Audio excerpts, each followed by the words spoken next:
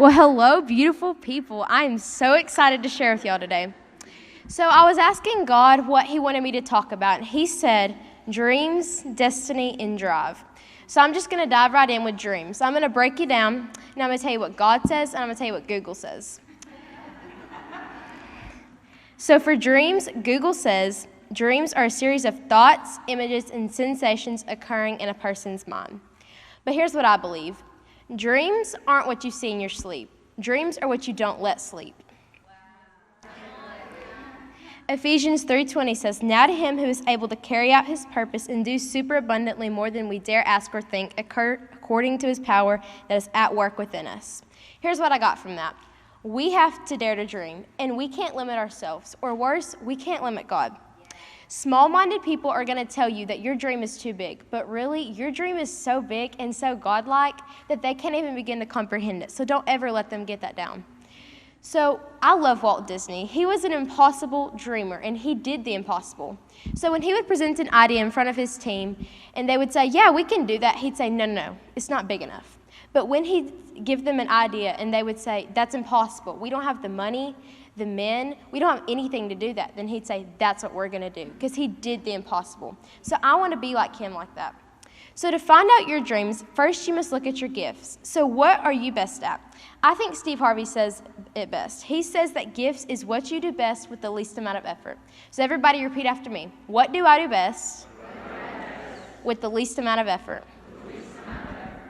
So if you want to know more about gifts, go check out my YouTube channel because I talk a lot about that. So I love this quote by Eleanor Roosevelt. She says, "The future belongs to the people who believe in the beauty of their dreams." So if you want to take charge of your life, your future, or even bigger, your generation, you have to believe in dreaming. You have to believe in the confidence that God has given you. He's given you a dream for a reason. When God tells you to go after your dream, it turns into your destiny. So now I'm going to be talking about destiny. Google says destiny is what's meant to be, your written future. I think Scott Allen says it better. He says your destiny is the story of your life.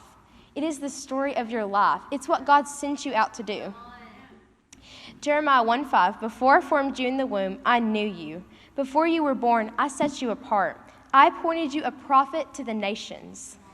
That is so beautiful because God thought about you before he even created you. He set you apart to the nations. And that is one of my favorite scriptures. I think it is so great because God sent you out to accomplish and live out your destiny. Psalms 32:8-9 says, "I heard the Lord saying, I will stay close to you, instructing and guiding you along the pathway of your life. I will advise you along the way and lead you forth with my eyes as your guide. So don't make it difficult and don't be stubborn when I tell you and where I take you to where you've not been before. Don't make me tug and pull you along. Just come with me." That's so beautiful because here's what I think of it as. When my parents tell me to come get in the car, we're all asking, where are we going? What are we doing? Parents, you've probably heard that before. And God gets the same thing. We always ask him all these questions, but he's just like, just go get in the car, just like your parents are. So that is so beautiful because we always ask all these questions, but God's just saying, throw your fears into the wind and just come with me. I think that's so beautiful. So God is going to take you to new things, set you up for opportunities, and connect you with the right people, people that you're going to run with, like our family gathering. But when he brings you towards this, you have to go with his flow, and don't be difficult. Just go with him. So believe it or not, the more time you spend with God, the more you learn about your destiny. The more time you spend working on a puzzle, the more the big picture comes together. That is just so amazing. So spend time with God so that you can learn more about your destiny, that he can help you with that. Guess what, guys? You are designing your destiny by your decisions. Repeat after me. I am designing my destiny by my decisions. Your decisions matter because they shape your life. They shape your destiny. So when you seek God, he's going to help you make wise decisions, like Proverbs 3:5-6 says. It says, "Trust in the Lord with all of your heart. Lean not on your own understandings, but in all your ways acknowledge him, and he shall direct your paths." Trust him, and he will guide you. So when you have a big decision to make, what do? You go talk to your best friend, right? Because they're going to consult you.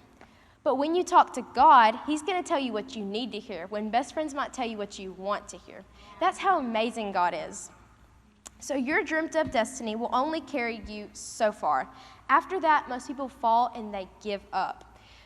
So that is where you have to have your drive in you. But before we get on to that, I want everybody to take out the dictionary out of their mind and rip out these 4 words: quit, doubt, fear, and how.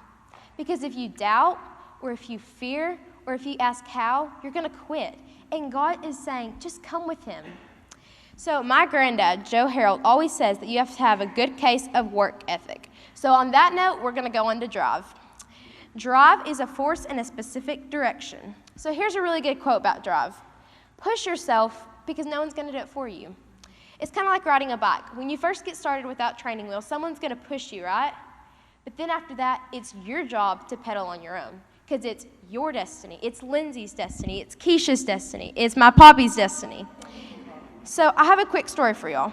So my dad had published a book a couple years ago, and he was talking to me about that. And he said, what if you published a book? And I was like, yeah, that'd be cool. I mean, I'm only 12, and how many kids can say that they published a book before they were a teenager? So I wanted to do it. So my dad, he was working one night, and then he heard my little feet coming there dragging this big chair, and I got out my huge Dell, and I started typing with him. But then school started, and I got lost. But when I came back to God, that thought of, hey, it'd be cool to write a book was pretty much gone. I had to find the drive within myself to finish publishing that book. So you know what I did? I visualized. I visualized me holding my book and handing it to a girl who needed it, who didn't have parents up like guardrails when you're bowling. Because I've always had my parents and my family, my friends, that have always kept me up like guardrails, like when you're bowling. Like, I'll win every time if I have guardrails, but if I don't, I'm going to lose. And that's how teenagers are. Like, a lot of kids that I realize don't have guardrails up. And so I want my book to help people like that. So that is what I visualized, and that's why I wrote my book. So when you get your drive, you can't stop it. It's like a train. When you get it going so fast, it's going to take some heavy brakes to stop that. So I'm just going to be real with y'all for a second. Success does not fall out of the sky. You have to work for it in life. And that is why your dream goes right along with your gift. So you can't say, I'm going to be a doctor when you hate math. You have to go with what God has given you. Because if you're doing something against God's will, you're doing twice the work.